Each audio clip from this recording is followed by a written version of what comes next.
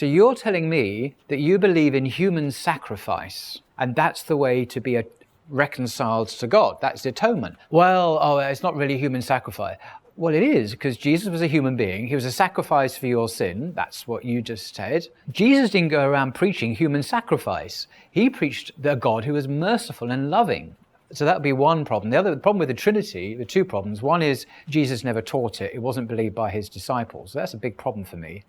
But secondly, they say that God is one, but the Father is God, the Son is God, and the Holy Spirit is God.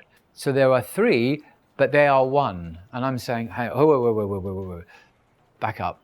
So how can the Father be fully God, the Son be fully God, and the Holy Spirit be fully God, and yet there be one God? You've just said there are three gods. The idea of the Trinity evolved very slowly over several centuries. So first you had the idea there was God the Father, and then the issue was, well, who is Jesus in relation to God? And in the second century particularly, you had the idea that Jesus and God were somehow in relationship, that God was God, but somehow Jesus was divine in some sense. But it was only really in the third century, at the Council of Nicaea in Turkey, only at the Council of Nicaea was it officially decided by the bishops under Constantine, the emperor, that the Son and the Father were co-equal. They had the same substance, or in Greek, homoousion. Homo meaning the same, and ousia meaning substance. So the Son and the Father were the same substance. In other words, Jesus was God. People often say Nicaea was about the Trinity. It wasn't. The Council of Sierre doesn't mention the Trinity. That came later in the Council of Chalcedon and Constantinople. At Nicaea, they talked about the relationship between the Son and the Father.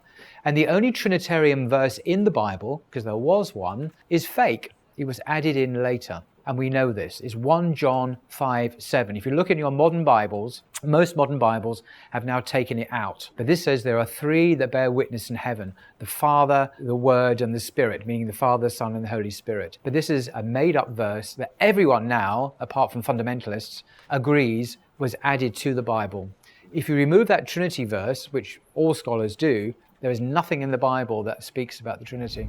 You said that the Gospel writers are Matthew, Mark, Luke, and John. Who are they? Do we have any historical records of these people, or are they anonymous? The four Gospels are anonymous, as you correctly say.